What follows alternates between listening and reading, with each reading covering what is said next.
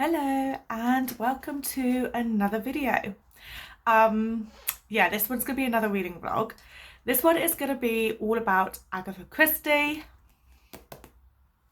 So part of my TBR this month is any summary books that kind of have like summary covers. This definitely has a summary cover. It's on a beach, and this is actually a book of short stories by Agatha Christie. So there's 9 stories in here. What I'm going to do is see if I can guess who the killer is before the big reveal. And just see out of 9 how many I can get. Maybe there's not 9, hang on. There isn't, there's 8. Sorry, 8. So that's the plan with this reading vlog.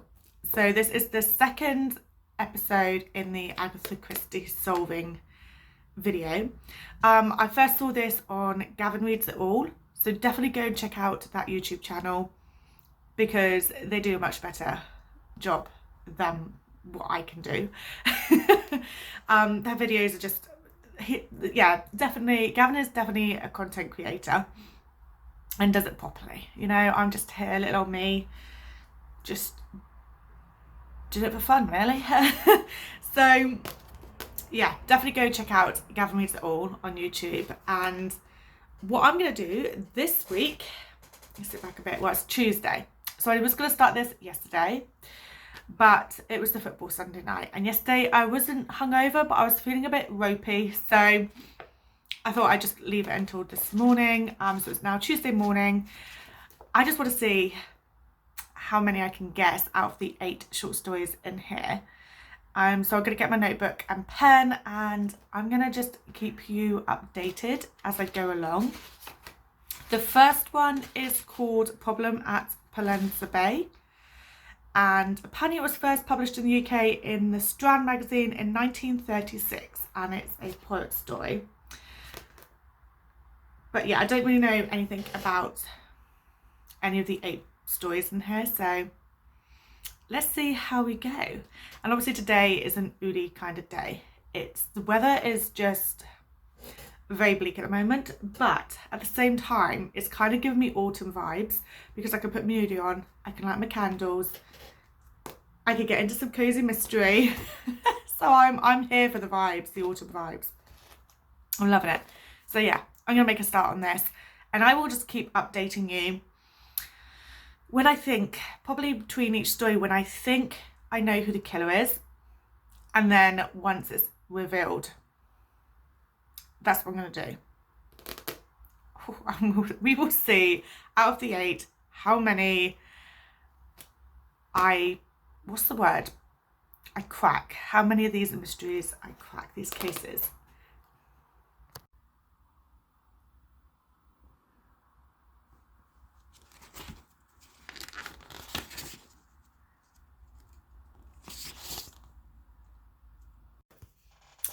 Hello, so I've read the first one, which is Problem at Palenza Bay.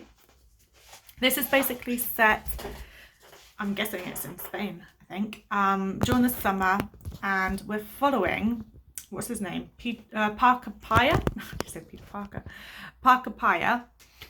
And we don't really know who he is.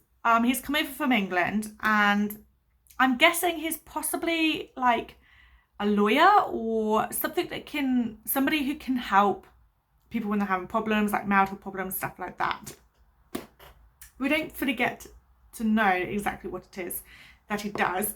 Anyway, whilst he is staying in this hotel, he gets talking to a mother and son. So the mother's like in her 50s, son's in his 20s. So it's Mrs. Chester and then Basil Chester. And we kind of see that Basil is like besotted by this woman, Betty, who he wants to marry, and Mrs. Chester's having none of it. So she's being very much controlling of Basil his whole life. And so we kind of get to this point where she's obviously asking Parker, yeah, whatever the name is, Parker Pine, there we go, to basically help her convince her son that he doesn't want to marry this Betty. person. Now, this one is not a murder mystery, so I don't know what I was expecting. I thought there was going to be some sort of murder, but there is no murder whatsoever. And I thought I'd get to the point where a murder would happen and I'd have my suspects and I would be like, right, I can discuss it with you before the reveal. But that didn't happen because a murder didn't happen. So did I guess it? What was going to happen? No, I didn't. So basically, you get Basil turning up where Betty and his mother are sat having a little chat and they're getting to know each other, and she's obviously starting to like Betty a bit more. And he turns up with this woman called Dolores, and she's like absolutely stunning, and he's obviously besotted with her, and it comes across that he's just found this other woman, and his mother is absolutely appalled and like, what are you doing? And she ends up really liking Betty and rooting for him to be with Betty. And it turns out that this is all part of the plan. This is all part of the plan. They want to convince the mother that Betty is really nice, this really nice lady, and that Basil should marry her. So they do it by getting Parker Pine's help with this little, I don't know what you'd call it, like getting someone in, like an actress in, to play a part to basically make Mrs. Chester decide that she really likes this Betty. And I didn't see it beforehand. I just thought that this guy, Basil, was absolutely horrendous, and I was like, why would anyone like this guy? He's meant to be loving Betty and he's just with this other woman. And I thought it was going to be like a jealousy thing, and maybe Betty kills this woman and like an act of jealous rage. But no. And we kind of see at the end that obviously Parker Pine goes off with the woman who's playing Dolores, and we then find out by Basil when he comes up to Mr. Parker Pine and says, oh, thank you so much for helping me. My mother really likes Betty now and she's all okay with the wedding going ahead and all of this lot. So it's like a little trick to make the mother, Mrs. Chester, really like Betty and be rooting for Basil to be with Betty. So not a murder mystery, but still a mystery. I still quite enjoyed it, actually. Obviously, they're very short stories. I mean, this one was only 24 pages. And some of the other ones are a bit longer. So I'm hoping there is some sort of murder mystery in at least one of these, because obviously I couldn't really try and solve it beforehand. I mean, I could have seen before that, you know, what was going on, and that, yeah, this was all just an act to try and get Mrs. Chester to like Betty. But I didn't see it because I was focusing too much on waiting for there to be a murder, and that never happened. So it's not a murder mystery, but still a mystery. Quite enjoyed it and didn't see it coming. So let's move on to the next one, which is called The Second Gong. This was first published in the UK in the Strand magazine in 1932, and it also appeared in an expanded version in 1937 under the title Dead Man's Mirror. So I wonder if this one might have a murder. We shall see.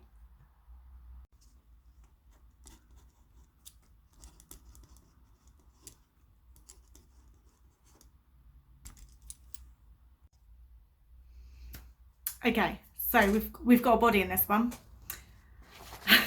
So we're reading The Second Gong. Basically, it's a wealthy residence. The owner is a Hubert Lycham Roach. I don't know how you say his name. So he's the owner of this big manor house. He always has guests over. They have to be at the dinner by the second gong, and the guests are there and they realise that he hasn't turned up. And so when they get told to go and have a look because he was in the study last time, they have to break down the door and they find him, and he's dead, and there's a pistol, his hands down, and the pistol's on the floor, so it's looking like a suicide. So we have two guests, which is Joan Ashby and Harry Dalhouse, who have come. I think it says that Harry invited Joan along. Harry is the nephew of Hubert, but they were both upstairs, hear the gong, run out and be like, oh, is that the first or second? They're debating whether it's the first or second gong, and they go downstairs, and Digby the butler states, yeah, it's the first gong, you've got plenty of time, go and wait in there until the second gong, and then dinner will be served. We then have this this bloke come out of the room on the left, which is the drawing room, and that is Jeffrey Keane, who is the secretary. And this is after, so yeah, there's like a couple of pops, or a pop. And they're like, oh, it's the gun. Maybe that's outside. They're kind of working out. So yeah, this Jeffrey Keane comes out from the left and is like, what was that? And they're like, oh, sounds like gunshots, and they're trying to work it out. So we've got Jeffrey Keane.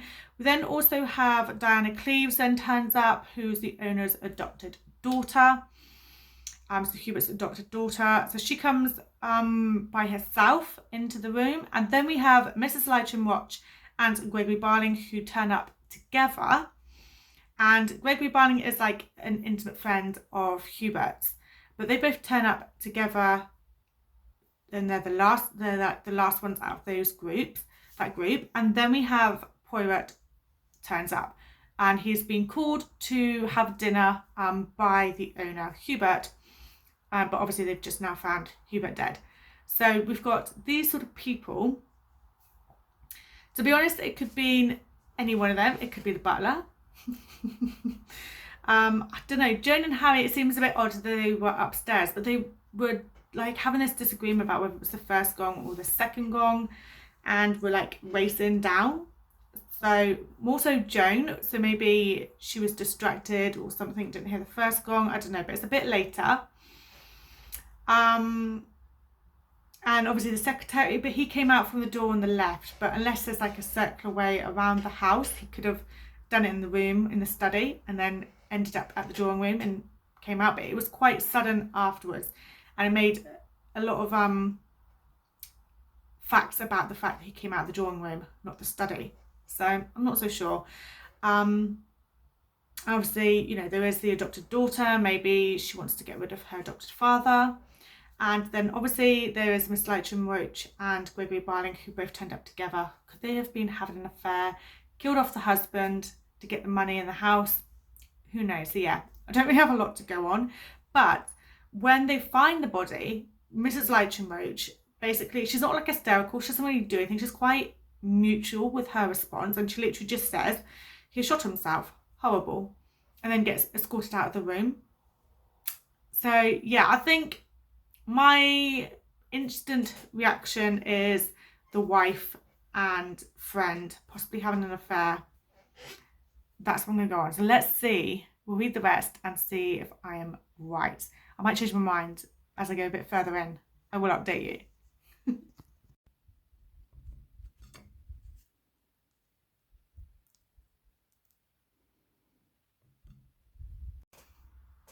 Okay, so quick update, because I know this has taken me a lot longer. Obviously, I have to answer the phone when the phone rings. So it's taken me quite a while to get through this. Basically, we've had a little thing come about. So whilst interviewing is going on, Poirot is basically talking to Keane, who is, let me just double check, the secretary. Okay, and he basically says that he's trying to put the blame on Diana, who is Herbert's adopted daughter, and saying that she's been seeing this guy called Captain Marshall, and that maybe there's something there. Now, Marshall's turned up at the house. The other thing is that whilst, you know, Keane's being interviewed by Poirot, Poirot asks him, oh, what did you pick up from the floor as we were walking towards the study? And it turns out that it was a little white rosebud that was the same that's on the purse, on Diana's purse. So I feel like everything is pointing towards Diana, the adoptive daughter, but I kind of feel like it's too obvious.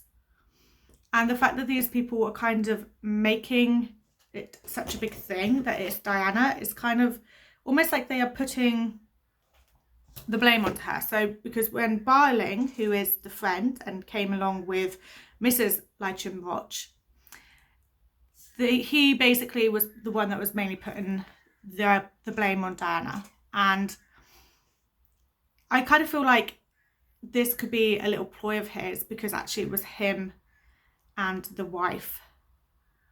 So I'm still sticking with the wife, But there is a lot suggesting that it is Diana, the adopted daughter. But I kind of feel like it's too obvious, like with the whole trying to prove that it's her. Does that make sense? So I think, yeah, I'm keen to see what happens. I think I'm going to stick with my original gut instinct of it being Mrs. Lytton Roach and Gregory Barling having a lot to do with this. But there is like things about like inheritance. So Harry Dalhouse could inherit. Diana was wanting the money, and Captain Marshall, who she was seeing, would have been out of a job. And yeah, there's a lot of things going on. And we do find out that the reason why Poirot is there is because Herbert has called him to come down and find out who has been like swindling money from him and being dodgy with his accounts. So yeah, I'm going to go with it's possibly the wife and friend. I could be completely wrong. At the moment, it could be like any one of them. That's the way Agatha Christie does it, isn't it? But I feel like too much emphasis is being put on to Diana for it to actually be her. We shall see. Okay, I was wrong. Let me turn this around a little bit because the light's bad. Yeah, I was wrong.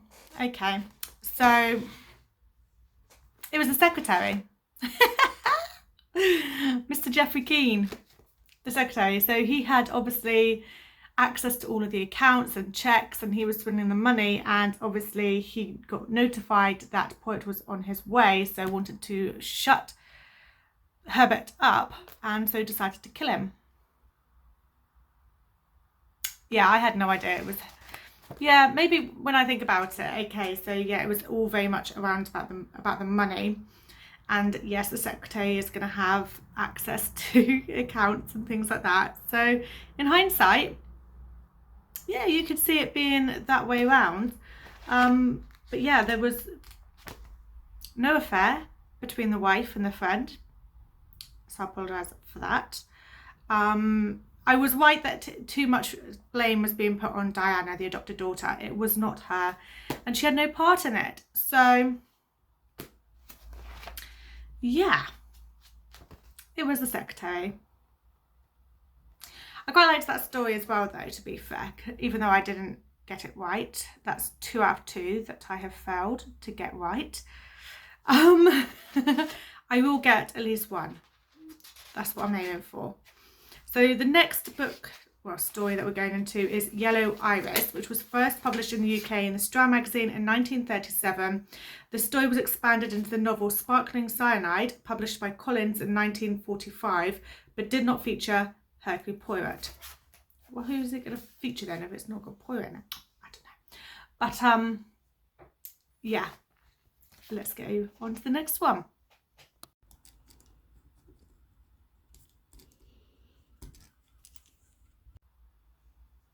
Okay, so we have a body. So it's definitely a murder mystery this time.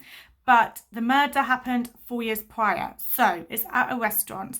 Poirot has had this phone call. It's basically just a woman with a husky voice saying, please come and help. What was it she actually says? She's like, please come at once. I'm in danger, in great danger. And when he gets to this place, there's a table set with yellow irises. And he kind of meets a group of people. We've got, what are their names? Barton Russell, who's hosting this almost party. And there's his wife, Mrs. Barton Russell. And we've got Tony Chappell, Pauline Weatherby, who is Mrs. Barton Russell's sister, I believe. Alola Valdez, Stephen Carter. And when they're all sat there and Poirot arrives, we've got Mr. Barton Russell basically saying, my wife died 4 years ago. She had cyanide poisoning, and one of the people at this table did it, and I want you to find out who it is. So it's going to be one of these people. There's a part of me that thinks, well, obviously it's going to be a female, because a female was basically asking Poirot to come along. But then I suppose it could be that Mr. Barton Russell made a female do the phone call. Maybe it's like Pauline, but it's described as a soft, husky voice. So maybe it's this Lola Valdez. So maybe it's a female. Also, women tend to do poisoning when they murder. That's a statistic, like a statistical fact. When a woman murders, they tend to choose poisoning. So I'm going with it's going to be a woman. But which woman, I'm not 100% sure, but we shall see. We shall see. Well, Pauline was quite young, to be fair. So apparently she was really young, but she was there. But it doesn't mean that cuts her out completely. I don't know whether Mrs. Barton Russell would have been there. No, probably not, because it's obviously who he's... So let's go with Lola. Lola Valdez. We don't know much about Lola. We don't really know much about her at all. But let's go on that, shall we? Let's go with her for the time being, and we'll see.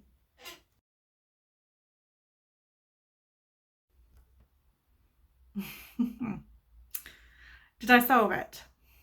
No, I didn't. So this one was called Yellow Iris. So you know how I thought that maybe it was Lola Valdez because it made the call?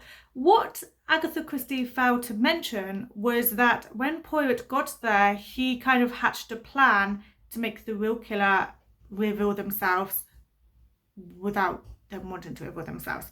Okay, so we know that obviously Mrs. Barton Russell was Iris and had died, and Mr. Barton Russell had got everyone together and said, there's someone at this table has murdered my wife. He didn't realise that Pauline had made a phone call to get Poirot to attend, and she obviously had like an inkling that something was going to go down.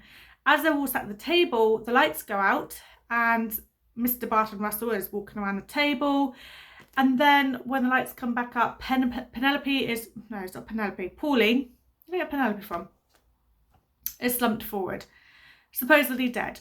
But it turns out that actually Mr. Barton Russell was aware that Pauline knew something about the murder of his wife and had witnessed something or suspected something, so he was going to try and quieten her by killing her off as well, and then making it look like it was Stephen Carter, who is just another guest that's at this table. But the plan was foiled because Poirot and Pauline had already hatched a plan for her to pretend to have passed away. She actually hadn't passed away, and that's it. So it was actually Mr. Barton Russell the whole time, and he was just trying to quieten Pauline. I mean, I'm either really thick, or Agatha Christie does this thing where she makes it so difficult to guess, because, I mean, with this story in particular, it doesn't really make sense as to why he wanted to kill his wife in the first place, and then why he wanted to shut Pauline up and kill her in the same method, and why he's using poison as well. I mean, I don't know, it just seems a bit odd. I don't think I liked this one as much, just purely because I kind of feel like Agatha Christie could have made a note of the fact that Poirot had spoken to someone prior to sitting down at the table with them all, because then we would have had some idea. But we had no idea because, I don't know, that we had no idea there's been this plan to hatch, and that it was just going to be a case of Mr. Barton Russell making himself known as the killer himself, basically. So yeah, okay. Well, next one is the Harlequin tea set, which was first published in Winter's Crimes by Macmillan in 1971. So I've done four. Done four? Done four, three. Okay, I've done three and not guessed it yet. Maybe the fourth time I will. So yeah, we shall see. We shall see. But I managed to get dressed. My hair's a bit wet. I washed my face. I've got it all in my flipping hair. So yeah, I managed to get dressed though. So we are now at 2:30. So let's get going. I'm going to read some more. I think there's a chance I could possibly get this done today. We shall see. I mean, yeah, we'll see. But let's move on to the next one, the Harlequin tea set.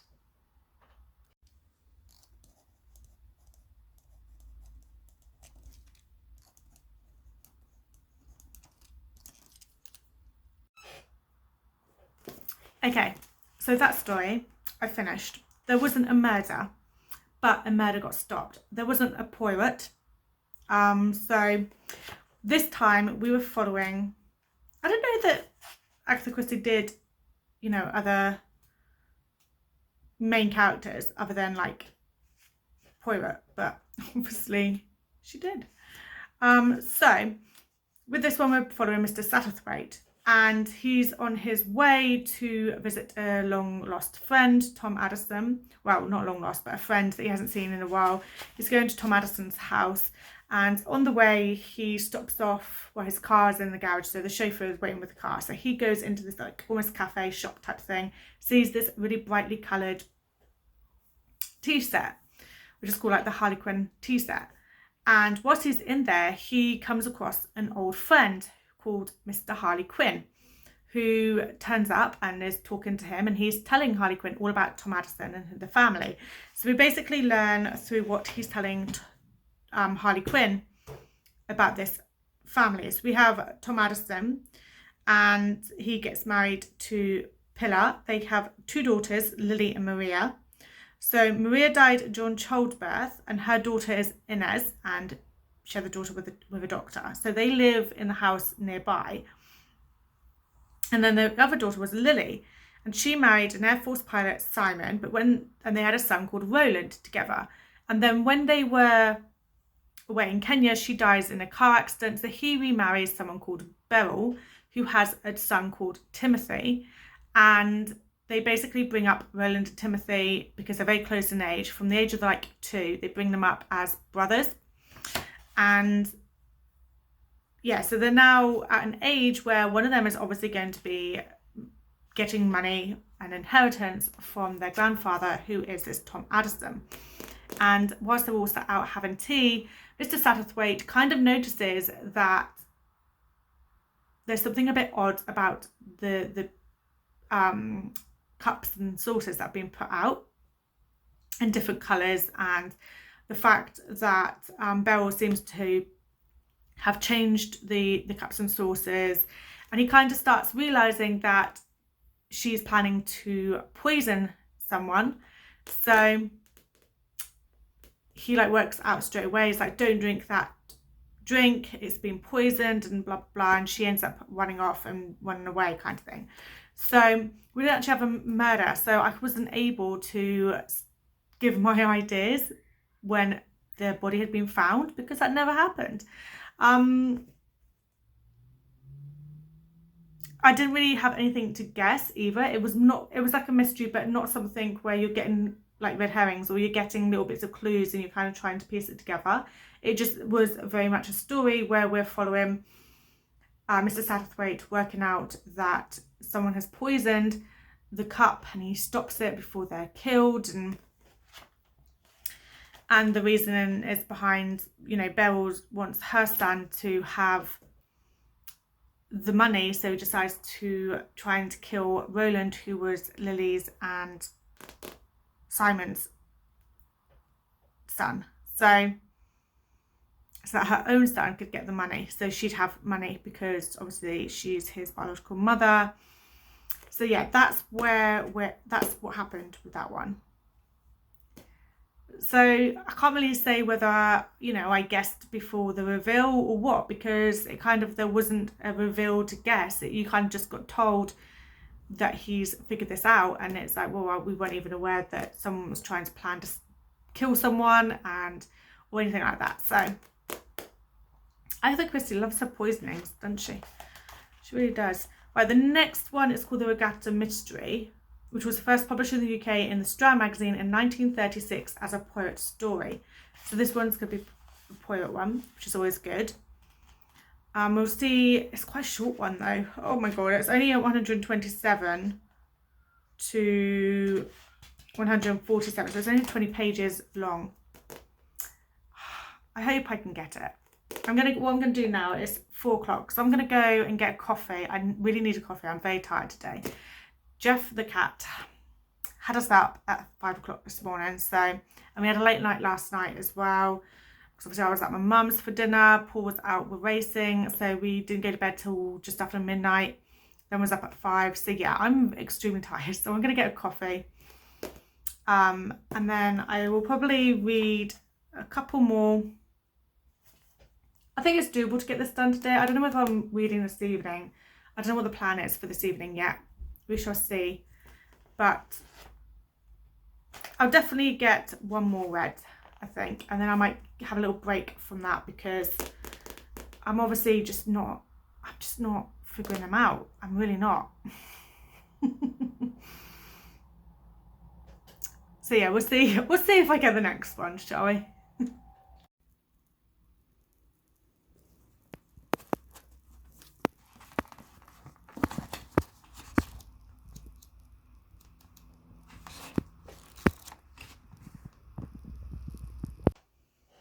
Okay, so this one isn't a, oh sorry, just told me someone calls it. This one isn't a murder mystery, the Agatha mystery. It is about a diamond that gets taken. So first of all, we have Eve, who's amongst these people, Mr. Points, who seems to be this very wealthy bloke. He has a diamond that he keeps on him at all times. We have some other characters here. We've got Sir George and Lady Marway. We've got Mr. Leo Steen, we've got Mr. Samuel Leathen and his daughter Eve, we've got Mrs. Rustington and Evan Llewellyn, and who's like a teenager, and Eve is a teenager. So Eve decides that she can do this little trick where she takes the diamond, and in exchange of showing that she could steal it, she gets like a reward or something like this. Anyway, she takes the diamond, but then when she goes to go, here it is, kind of thing, the diamond has actually been taken. So we're going to decide who it is that has taken the diamond. I'm guessing it's probably going to be someone that was sat near to her. I'm guessing it's possibly could have been Evan Llewellyn. But then Leo Stein was sat next to Eve and he had muttered something. So I wonder if it's him, because he's the one that's more than likely was able to see what she did with the diamond. So I'm going to go with Mr. Leo Steen, or Stein, as the person who's done it. So let's carry on and see if for once I've got it right.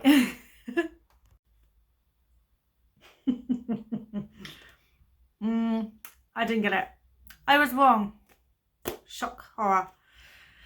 Okay, so it was like a little twist to it, because you know how I said Eve was playing this, you know, trick and saying, oh yeah, I can steal this, and her like, yeah, it was a little acting on her behalf. So there was, it's to do with a gang, and she's very much part of it, and she basically swapped the jewel and then played this whole bit about how someone's definitely taken it, and it could have been any one of the 8 guests that was in the room. Yeah. So we actually saw Mr. Parker Pine reappear. So I'm guessing Mr. Parker Pine's another person who ended up... I just want to decline that. Sorry about that. I had a call coming in. I had to decline. Anyway, so yeah, Mr. Parker Pine made a reappearance. I wonder if Agatha Christie did, it wasn't just Poirot and Miss Marple. I'm guessing obviously she did quite a few different main characters. So yeah, maybe it's just those 2 books, Problem at Palenza Bay and the Agatha Mystery that he is in. But yeah, so it was a murder mystery, but it was a mystery regarding a very expensive stone. So I only have 3 left. The next one is called The Love Detectives, and it was first published in the US in Three Blind Mice and Other Stories by Dodd, Mead and Co. in 1950. I'm not going to read it today. I've got 3 books left, three stories left. I'm not going to read it today. Possibly not. Well, I'm not going to read it now because it's just gone 5 o'clock. So I'm going to stop with this for now. I finish work at 6. We'll have some dinner, and I'm not sure whether I'm going to be reading this evening or whether we're going to go for a walk because the sun has come out. We shall decide after we've had dinner what's going to happen. If it's the case that Paul's going to be working in the garage, then I will finish the last 3 this evening. But if it's a case that we're going out for a walk or doing other stuff instead, then I will finish this tomorrow morning. But yeah, an interesting book, this one. I have purchased the next one to read, which is called, what is it called? The Death Clouds? The Clouds of Death? The Clouds of Death. Clouds of Death, I'm pretty sure. Something like that is the next one. So obviously I am working my way through all of the Agatha Christie books. So I'll be reading that one next anyway. But well, I've ordered it and I'll probably be reading it in October time. So I will do another episode of this. But yeah, for the time being, so I just wanted to say that I have just ordered now the next one, because every time whilst I'm reading one book, I order the next one in the series, just to make sure that's there ready for when I get round to the next episode. But yeah, this is definitely beating me. So how many have we done so far? 1, 2, 3, 4, 5. 5, and I haven't guessed a single one correctly. That's bad, isn't it? But this is why Agatha Christie is very well known for her mysteries and is famous for it, because she does it so well that we just don't guess who the killer is. But yeah, so I'm either going to finish this evening or tomorrow morning. We shall see. But yeah, I'm having a break from it for now because my brain is obviously not working in my favour at trying to figure these mysteries out. But yeah, we'll move on to the next one either this evening or tomorrow morning.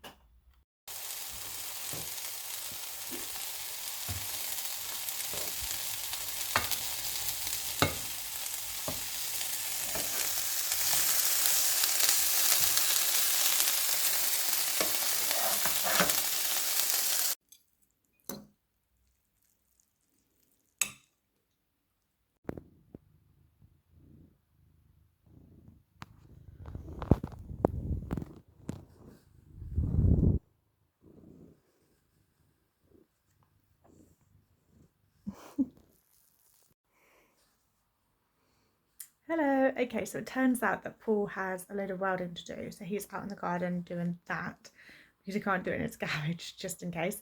So it means that I am getting on with this. So at the moment it is, what was it called again? The Love Detectives. And we're back with Mr. Satterthwaite again, and this time he's gone to visit a friend called Colonel, what's his name, Melrose. And whilst there, Melrose gets a call from an Inspector Curtis to say that they have found a Sir James Dwighton murdered in his library. So they're racing over. On the way over, we see Mr. Harley Quinn again, and he decides to get in the car and join them and head on over. So we have Sir James Dwighton and his wife, Lady Dwighton, and there was a guy we know called Paul Delangua, I think you say his name, who was staying there, and then Sir James Dwighton basically had kicked him out a week ago. And there's kind of like rumours that there was something going on between him and Lady Dwighton. So I don't know, there's things pointing towards it being Lady Dwighton or her love, or maybe her lover called Paul Delangua, but we have Mr. Satterthwaite on his way over with Melrose and with Mr. Harley Quinn to basically figure it out. Now, yeah, I think it could be the wife and the lover, the possible lover. We don't know for sure they were actually together or whatever, but yeah, I'm gonna go with it's probably them. But I guess it's probably quite obvious though, isn't it, to be this like not far into the story. And I don't know, we shall see. Let's go with it being them for the time being. Let's carry on reading, and I'm hoping I'm right at least once. Oh dear. Okay, just a little update. I'm changing my mind. Okay, so I don't think it's going to be the wife. So basically we've just had both the wife and the supposed lover both come in and stay and confess. So the wife, Lady Dwighton, says that she's shot Sir James Dwighton, and then her supposed lover, Paul Delanglois, is that his name? Delanglois, something like that, claims to have stabbed Sir James Dwighton, but he actually died from blunt force trauma to the head. So both of them have lied, thinking that the other one did it, and is trying to confess so that the other one doesn't get done for it. But as it turns out, it was neither of them anyway. So now we need to think about who it could be. So I'm going to say, we don't know enough about the butler, but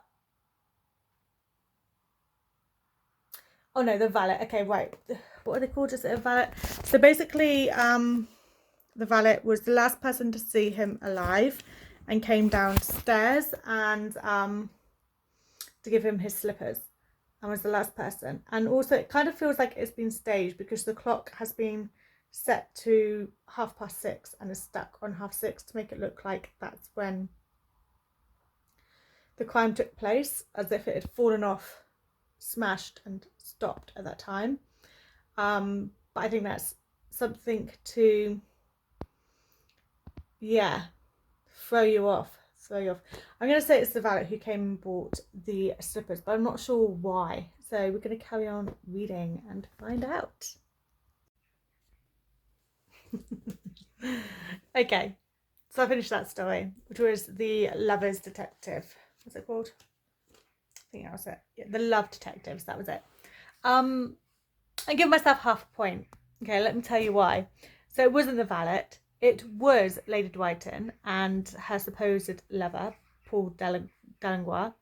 So what happened was them saying, one saying they shot, one saying they stabbed, wasn't to try and take the blame from the other one, but to basically make it seem like it could be neither of them, but someone else. And they then planted the whole idea of it being and the crows are going nuts out there, being the valet.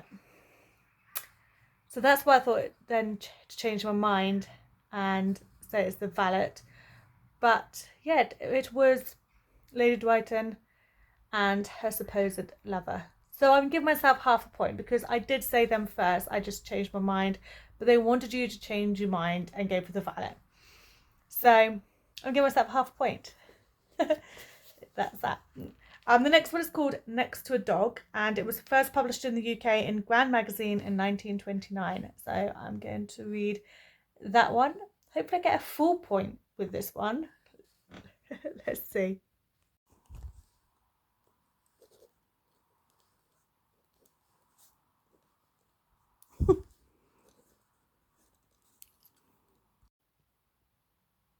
Okay, that last one is not a mystery. It's not about any human dying. I've just been crying. So it's called, what is it called? Hang on a second. Next to a Dog. So following Joyce Lambert, and it opens with her basically saying that she can't be a governess abroad because she has to stay in England. And we then learn that the reason she needs to stay in England is because of her little old dog.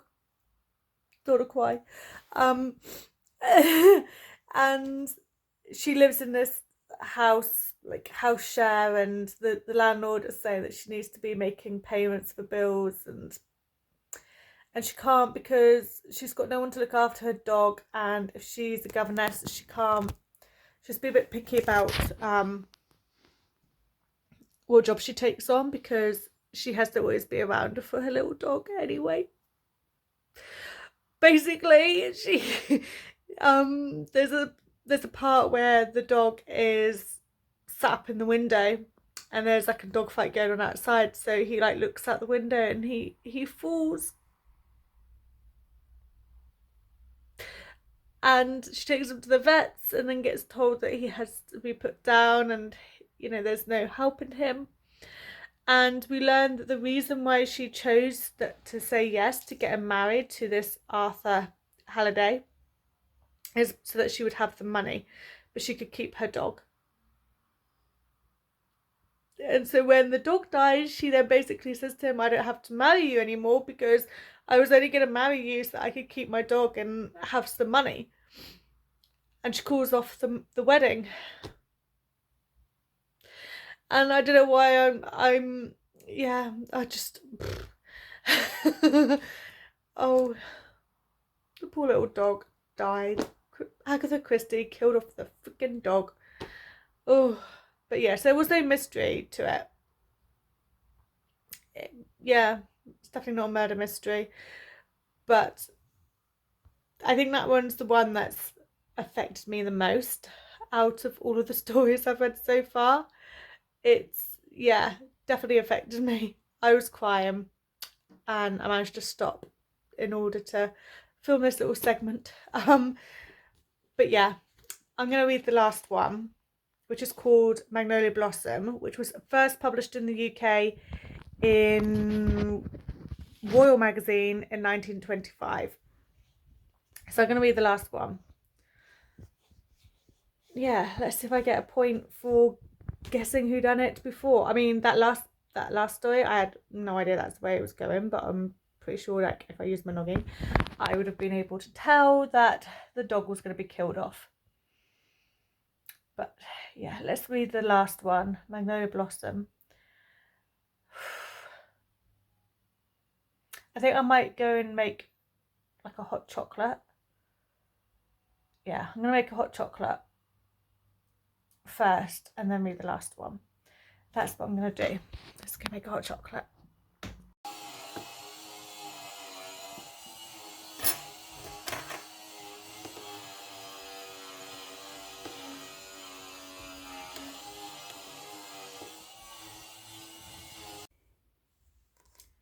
Okay, so I finished the last one, which was called Magnolia Blossom.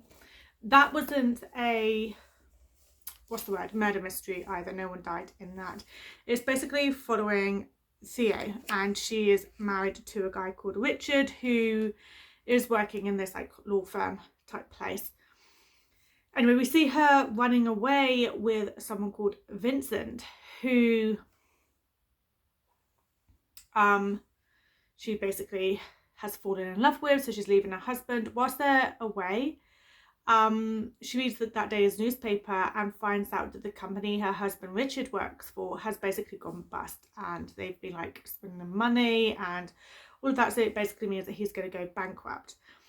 So she decides that she's going to leave Vincent, go back to Richard. When she gets back there, he basically says that the papers that would save him is what Vincent has, and isn't aware at that point that anything has happened between Theo and Vincent. But he sends her off wearing this like elegant gown to go and see Vincent to get these papers. And then obviously when she returns, she then realizes that her husband used her. And then she just basically says, well, I'm not being with you, you've lost me, kind of thing. And she goes off and, you know, basically tells her husband to go do one and get lost. So yeah, not a murder mystery, but I actually quite liked that one because, okay, I don't like cheating in any way, so I don't like the fact that she obviously was leaving her husband and running away with this Vincent. But what she learnt at the end of the story, where, you know, you can't be used by men, you know, you need to stand up for yourself, that sort of thing, was a good point, I think. So yeah, I like that one. So yeah, 9, was it 9 or was it 8? 8. So 8 stories, short stories. I got half a point because in one of the stories I managed to guess partly. Yeah, I guessed kind of. In the Love Detectives, I kind of made a guess and then changed my mind. So I'm giving myself half point because I did kind of suspect them at the beginning. So got a half point. But all of the others, yeah, I did not guess. I didn't see where it was going.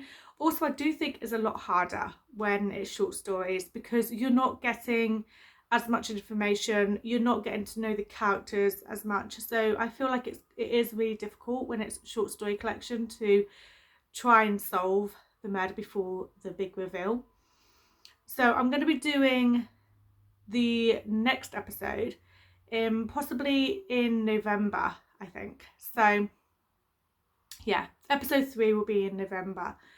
I don't know whether it's going to be before, I don't think so, but yeah, definitely November at the latest anyway. So that'll be episode 3. Is it the death of clouds, or the clouds of death, or something like that is the next one in the list. So yeah, that'll be coming in November when I'm doing like a load of cozy mysteries, which is, you know, perfect in November. But I really enjoyed doing this little reading vlog and doing this little challenge. Even though I'm obviously not very good at it, I would definitely recommend checking out GavinReadsALot, who does the same thing with trying to solve an Agatha Christie before the big reveal, and does it in, yeah, so much better than I than I do. He's actually getting a few points against Agatha Christie and solving some, whereas yeah, I'm just not able to solve them, especially in these short story collections. But I'm hoping in the next episode I can hopefully win some points. But yeah, each of the stories I did really enjoy. I kind of feel like Agatha Christie is, you know, she's a famous author for a reason, and is so well known for her stories because of how brilliant her writing is. So even with these short stories, I was really invested. Also kind of helps that I was obviously trying to figure it out before the big reveal. But yeah, I was really invested in each of these stories. I really enjoyed this. I wouldn't say that I absolutely love a short story collection because I'm not really a big fan of them. And I kind of feel like it, yeah, like I said, it makes it a lot more difficult to try and figure it all out. But I'm going to continue with my Agatha Christie reading challenge. I'm reading them all in order. Go through Poirot first. I'm going to continue that. So I'm going to be numbering the episodes. So yeah, look out for episode 3, which is going to be a whole novel. So I should have a better chance of figuring it out. I say that now. But yeah, thank you so much for watching this video, and I will definitely be back very soon with another one. Bye.